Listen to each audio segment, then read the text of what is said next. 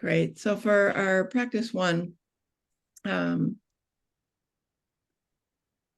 just going to riff off of something that that was one of the last things that Richard was talking about. You know, he till the very end, literally the very end, he kept trying to integrate everything that he had learned and discovered about this cosmos, about life, about what this is, and what has gone so terribly wrong, and what is so right and beautiful, and how it all works together.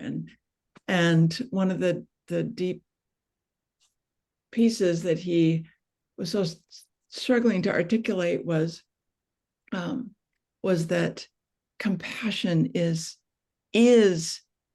the energy of the universe. It is. It was there from the very beginning, very beginning. And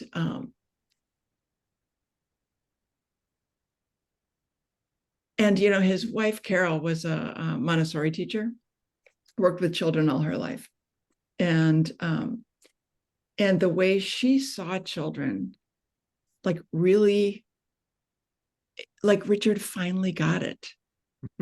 Actually, by starting to see through Carol's eyes, because she saw the magic in them. And she saw that looking at children with the eyes of compassion brought that magic out into the world. And he, in my last visit with him, one of the pieces, like he was trying to share that insight, trying to put it together for him. And I said, so are you trying to tell me, Richard, that the big aha of your life is what Carol has known all along? I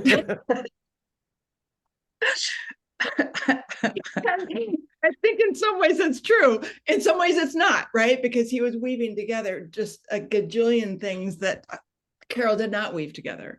But nonetheless, for our practice one, what I'm just going to invite us to do is to, your choice, you can look outside into the natural world. You can look at if there are pictures of people that you love in your space, or you can look at the screen at the people in this Zoom room. And I just invite us to just take a minute and very intentionally look at one another and the world through the eyes of compassion, and recognizing that this is it.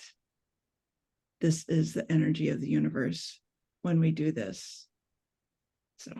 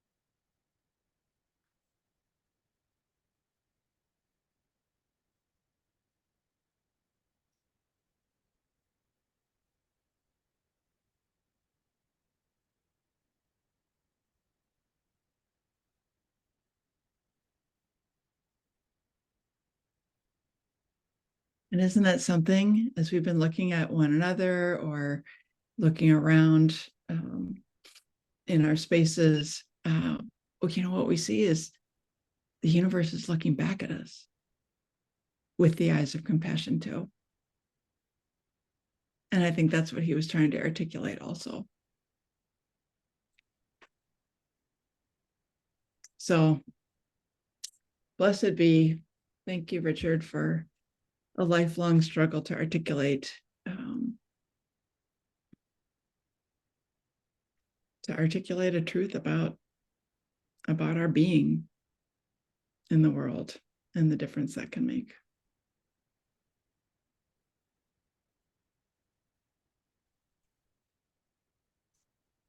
Amen.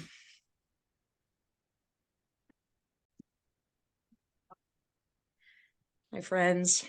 I'm Robin Hartwig, pastor organizer with Eco Faith Recovery, which all of you in this room know, but in case we share this recording with others, just wanted to say that. And thank you, Solveig Nelson Gooden, for starting out with our grounding. Today, we are remembering and giving thanks for Richard Quakenbush, who many of us have known as Dick Harmon, and the enormous role that he's had in the foundation of Eco Faith Recovery as we gather as Eco Faith leaders.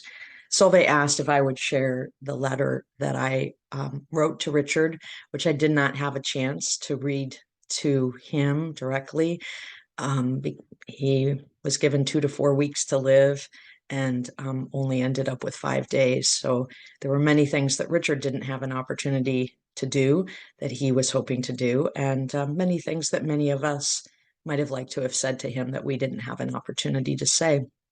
So trusting in that same divine mystery that Richard trusted in, I'm trusting that somehow Richard can receive this as I read it to him aloud in your presence. Dearest Richard, Meister Eckhart said, if the only prayer you ever say in your entire life is thank you, it will be enough. Today, I offer this prayer by saying thank you for the gift you are to me. I first met you in 1995-96 during the year I was an intern with Terry Moe at Redeemer Lutheran Church in Portland. You and Terry gave me my first experience with organizing with the Portland Organizing Project. I still have so many file folders of articles you gave me and the other leaders to help us get our heads in the really big picture, the place you always had yours, even while working for realistic change in the real world. You did not only talk about organizing, you embodied it. When in that year of my internship, the leaders of Portland Organizing Project failed at meeting turnout goals for a big action, and that action did not go well, you were like a coach in a locker room, demanding that there would be no actions until we regrounded in one-to-ones. All future actions were off the table, and we were to do nothing but one-to-ones for the foreseeable future. I got the point, and that point has stayed with me ever since. Relational conversations are the foundation of everything. I learned from you that organizing meant letting creativity and imagination flow in relationship, paying attention to the broader political, economic, and cosmic context, and listening for the stories of where the rubber hits the road in the real world. When I finally moved back to Portland in 2007, from about a decade back down in California, I was deeply concerned about the ecological crisis, and I was able to reconnect with you via Redeemer Interbeing. You and I went out for lunch, and I asked you for any advice or guidance on where a pastor concerned about the ecological crisis might best focus her time and energy. You thought deeply for a moment and then asked, does New Seasons need a chaplain? I was seeking to break out of the boxes in which dominant culture had placed me. You were, as always, way out of the box. I might have thought that you simply could not see the boxes anymore if it were not for the fact that you kept organizing on those same boxes to reorganize them into structures that could more adequately serve the common good. Not long after that meeting with you, I landed a concept ministry grant from Extraordinary Lutheran Ministries to develop what later became known as Eco Faith Recovery. You sat with me in the living room of my apartment as part of the vision team for that project, along with Melissa Reed and Trista Jolly. It was you who told me not to waste time trying to make Eco Faith interfaith or ecumenical if I did not have strong relationships there. Instead, start with a network I had, which was predominantly Lutheran and post-Lutheran, and then expand into a bigger organization with broader representation and a new name if necessary when other people were attracted to what we were doing and wanted to join. It was you who told me that the leaders retreat I was planning as a project of EcoFaith was not actually a project or ministry of EcoFaith, but the core team it needed. You were right. And it was you who served with us on that same founding core team for many years, sharing stories of mystical awe about the evolutionary process that is built into the universe, reflecting with us on Martin Buber's I and thou throughout creation, wondering over Thomas Berry's insight that the universe is not a collection of objects, but a communion of subjects, uttering creative insights about evolution and commenting on the evolutionary process that was unfolding among the 8 of us as we gathered month after month to co-develop EcoFaith Recovery. Whatever EcoFaith has been able to contribute to the larger ecosystem of organizations working for a just and regenerative future, so much of that was set in motion through your mentoring, creativity, and leadership. You told us we could take our time to do the reflective and relational work well at the beginning of our meetings, because the decisions we needed to make later in the meeting would become clear quickly if we did that reflective and relational work well. You told me that when I was not sure what to do as a leader, I could turn to my fellow leaders and ask them and trust what they would say. You showed us how to struggle with how to cut an issue out of an enormous problem like climate change by seizing hold of that article Bill McKibben wrote called Do the Math, and simply beginning to ask others, where will a young person you love be in the 16 years Bill McKibben says we have left, and what will their lives be like?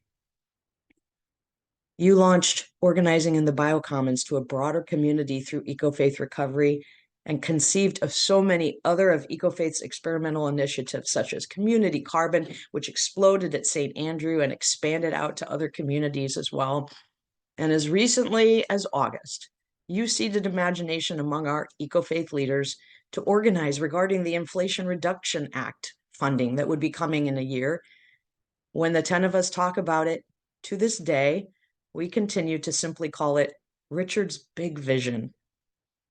And it was you who showed me how to have a courageous one-to-one conversation with a new intern when, in my presence, you met her, got to know her, and within about 5 minutes asked her, if you don't mind me asking, how much student loan debt do you have? She paused and finally said quietly, $100,000. You responded, and if you don't mind me asking, how does that make you feel?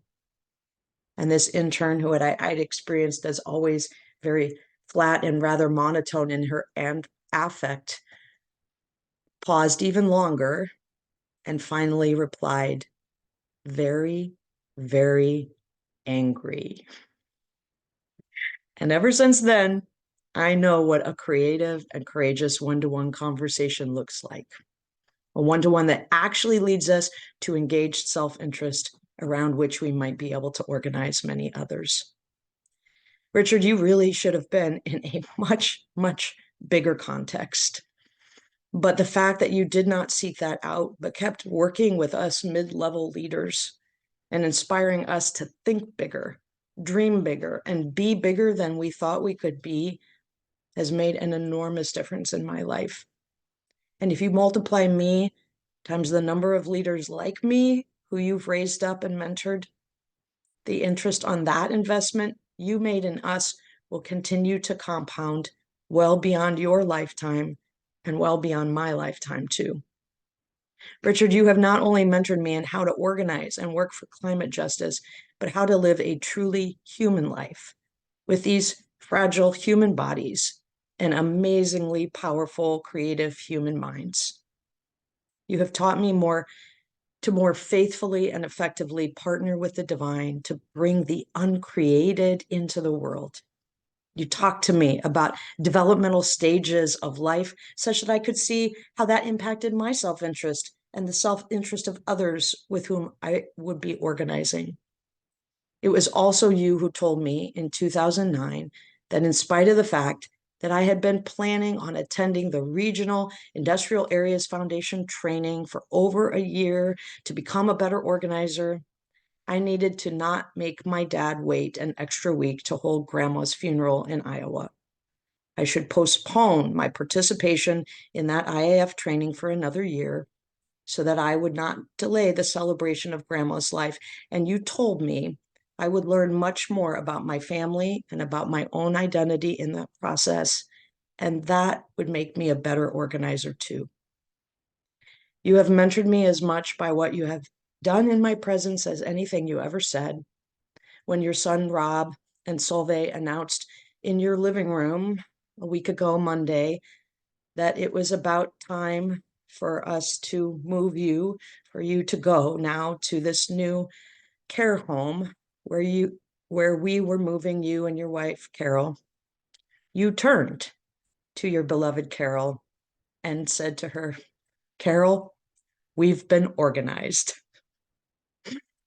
Then you reflected with us upon the enormous creativity that had come out of that house over more than 30 years. And then you showed us how to gracefully let go, even though moving out of that house had not been your first choice.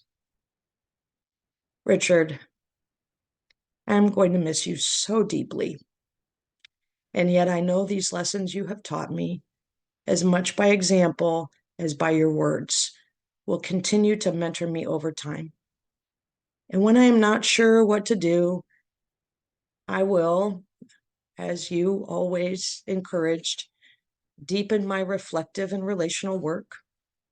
I will turn to my fellow leaders. I will double down on one-to-one relational conversations. And from time to time, I will probably ask myself, what would Richard do? And I believe the answer will come.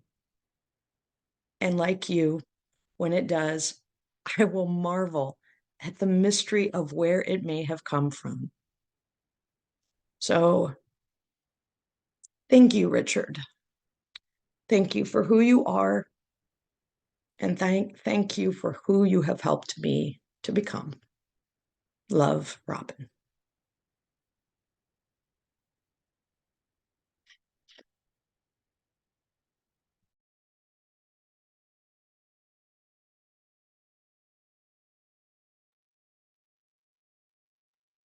Let's open it up to others' reflections, either your stories about Richard for those who've known him, or just your insights now about how Richard's DNA is woven into the fabric of eco-faith recovery.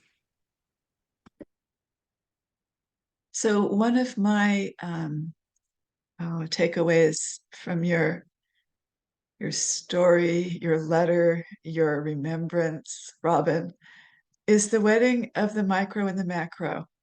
And I sense I had a brief flavor of Richard last year. He came to this meeting and talked about something, but obviously it's Solveig and Michael and Robin who knew the man. But it seems as if he had this gift to see the wholeness of things and then to bring it right down to how everything boils down to relationships. And that is a brilliant insight that our culture is so in the dark on. You know, our culture just doesn't get that, but we're a little outpost that does get that. And Richard carried that light. Sylvia, this was such a good idea for you to have Robin read this letter. It's like this was a perfect story.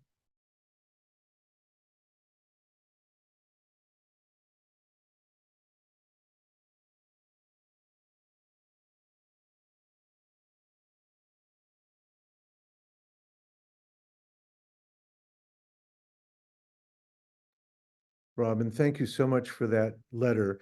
Your reading that letter gave me so many insights into you as well as your relationship with Richard, and a little bit even more about Richard, and confirmed for me how consistent he was, because so many of those things I was benefited by and was fortunate enough to experience directly with him. Um, it's funny because one of the interesting tidbits is that I also first came in contact with Richard in 1995, though a different context, right? I started as a trainee, a volunteer coming from Havra Shalom into the Leadership Institute back in 1995 over at St. Charles Church. You know, it was kind of, it must have been summer because it stayed light, you know, throughout much of the evening trainings that we were doing. And, you know, his telling us about the power of story, you know, was kind of going over my head. Yeah, what is this? And then the assignment came in the first day of the class to have our first one-to-ones. And I may have said this already to you all, but I, by chance, was paired with one of the Sisters of the Holy Names. And I was thinking, you know, brand new to MACG, you know, or POP, and not understanding any of this, thinking, all right, this will be interesting. What do I have in common with a Sister of the Holy Names? I've never even spoken to a nun before. And at the end of 30 minutes, my socks were totally blown off. Um, we had so much in common. We shared so many different values and perspectives, and I recognized the depth and power, not only of this other wonderful human being, but of the process of interacting with another human being and very quickly getting to the core of things. And that continued on for years. And uh, certainly while while Richard remained the lead organizer for POP, but even after that, he and I would get together on a regular basis and have individual meetings over coffee, over lunch, whatever. And he continued to mentor me throughout my life and throughout my career. And I think it is in no small part due to his leadership, his training, his gentle teachings, that I and others who were in that initial cohort at POP brought back to Havara a new way of being. And so it was back in the mid 1990s that we started bringing to Havara relational culture and how it needed to be there. Long story short is that we had a leadership retreat last Sunday, right before I went over to visit with Richard for the very last time. But we had this retreat, and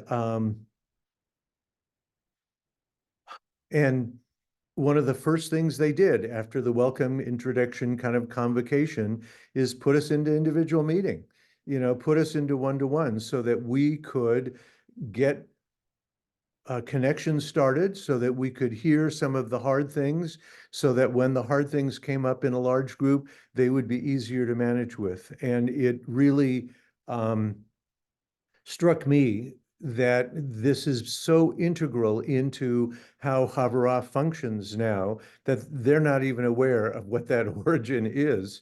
And that's okay. It's now part of our DNA and it's how we function on an ongoing basis. But that definitely goes right back to Richard. Because it wasn't just that he gave that to us as individual people coming through a leadership institute, but talking about how this is a core practice and how this needs to become part of the core of strengthening our institutions. So anyway, in the wonderful opportunities I've had to be able to interact with Richard over the years has been really meaningful and helpful in my life as I've made different transitions. And then briefly also just that I was able to be, for a brief time, part of the training team at Central Lutheran back in the day with the Eco-Faith group. And that was also another amazing gift to be able to be included in that and introduced in that. Anyway, thank you for this gift, and I really, really, really hope that your story, this letter, gets out and seen by many others and appreciated.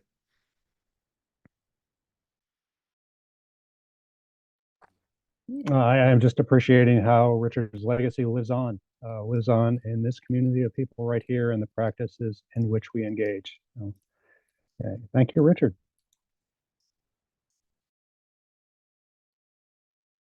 I was just remembering, Michael, that even though I had met you before, I think it was our working on the organizing in the Biocommons together on that team that we really started getting to know one another in a deeper way. I'm so grateful for that. And that was like 2013, 2014, almost a decade.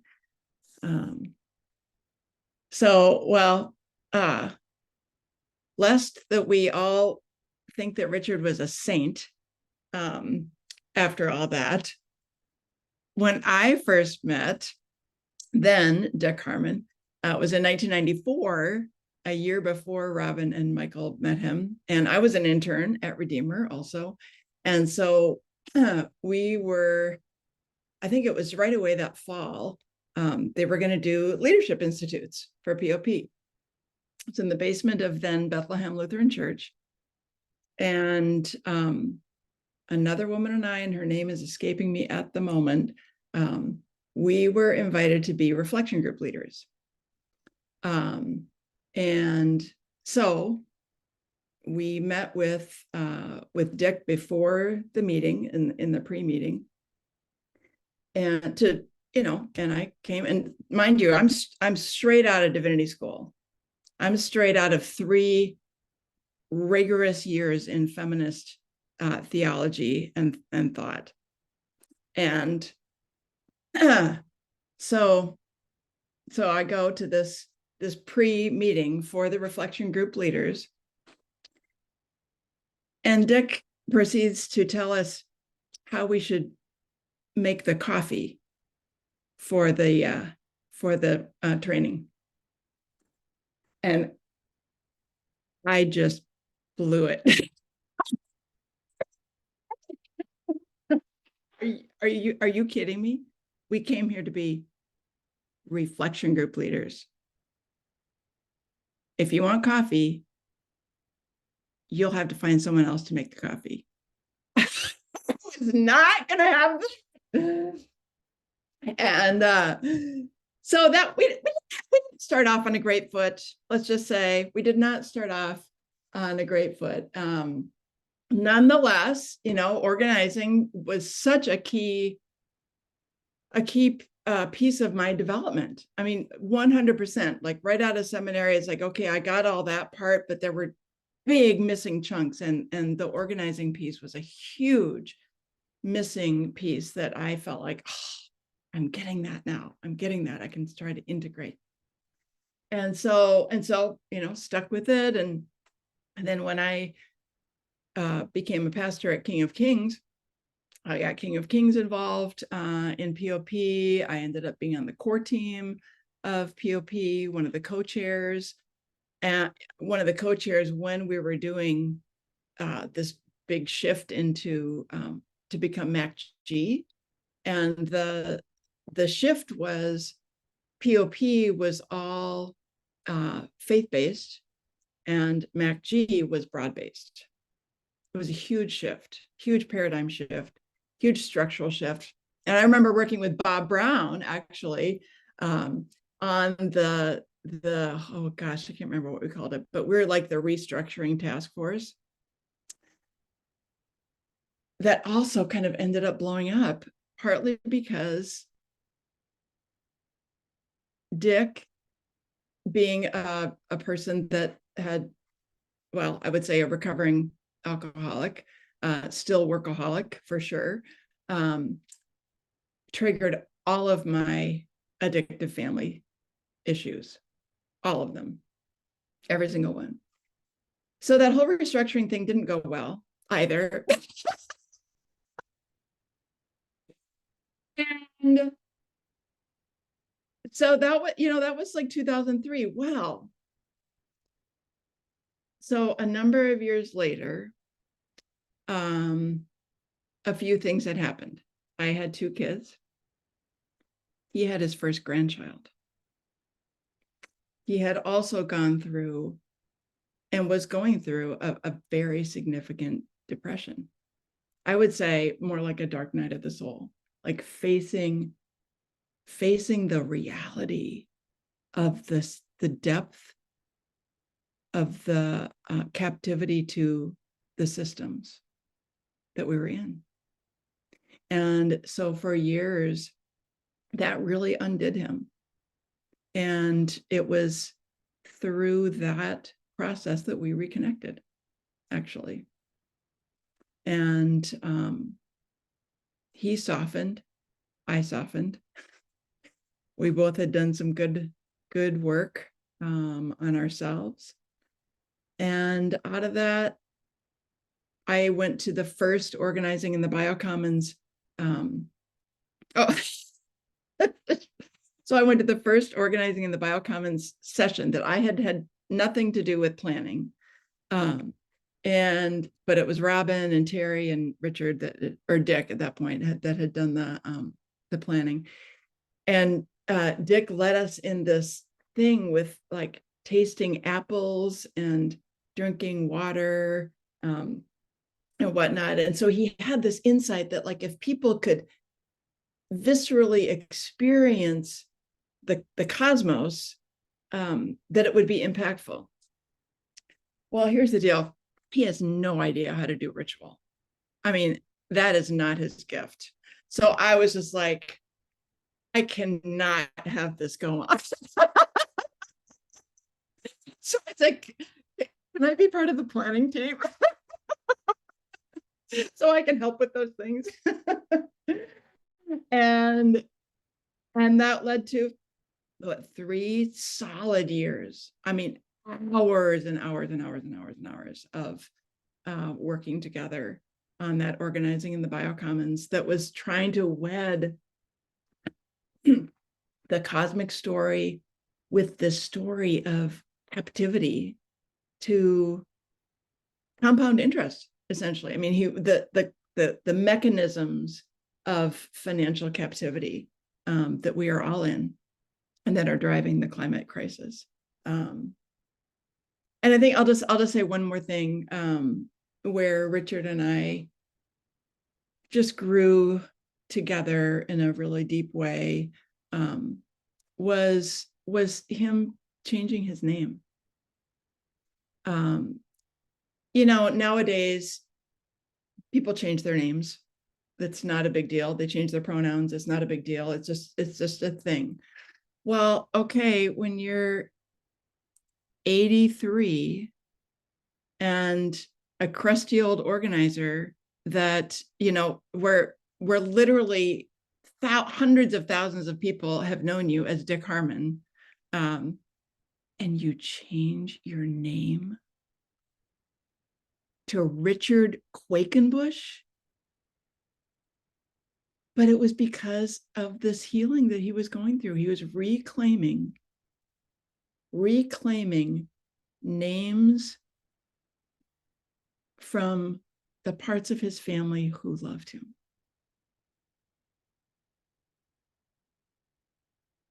He was naming, he wouldn't have said this at the time, but reclaiming the names, the family names of the people who saw him with eyes of compassion. And I thought that, you know what? I think that's one of the most courageous things he ever did in his life, was to change his name. So I've gone on a long time.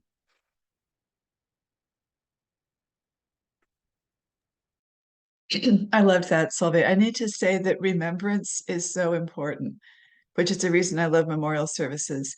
But to see a person like you're doing right now, like Robin and Michael, so we need to be seeing people with these kinds of eyes all the time, every day, with the people who are alive. And that's the gift of remembrance. This is the way we're supposed to be seeing each other, I believe. I'd like to jump on after that, what Allison just said to say, when it became clear that Richard did not have much time left and he really wanted to get this vision into the world, and a lot of us wanted to express our gratitude to him.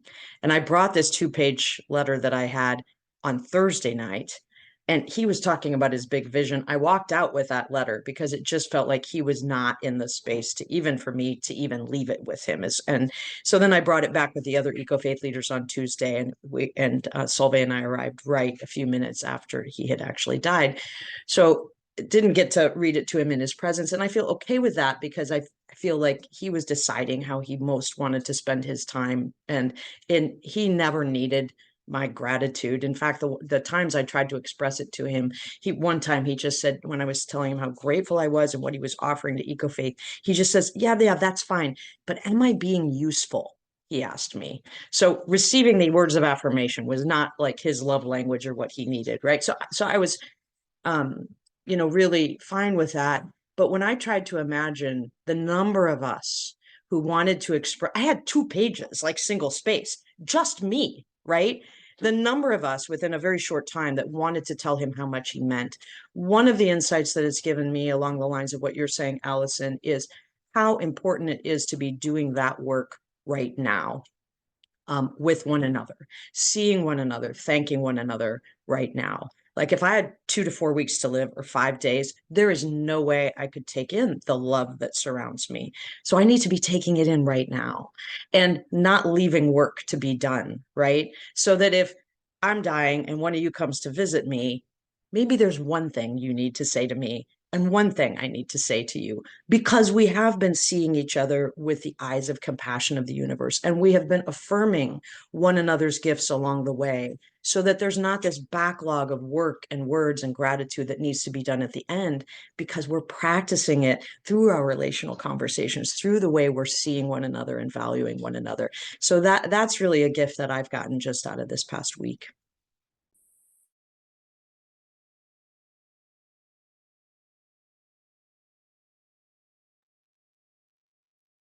That was well stated. When I went and visited Richard on Sunday, I had similar intentions to express my gratitude, and he really was in the effort mode to share the view of the cosmos. And I realized this is what I need to take in. This is the experience that needs to happen. This is my expression of love and thanks. And so I said a little bit at the end when I realized he was getting tired, and he didn't stop, right? I had to stop him because he had somebody else waiting on the phone to talk to him. And it's like, okay. But he had his mission, he had his objective, and I really get it. And that was his way of giving his love to everybody around him as well. And you're right. We can't wait to those last minutes because it may not fit, it may not be convenient, or it may not even be opportune. We may not get that chance. And so that is a really important perspective that we need to acknowledge. Our compassion for each other, all of you, for all of us around, much more of the time than we do. Could you even give it to a policeman who's giving you a ticket? Not that I've had that experience, but I'm just saying.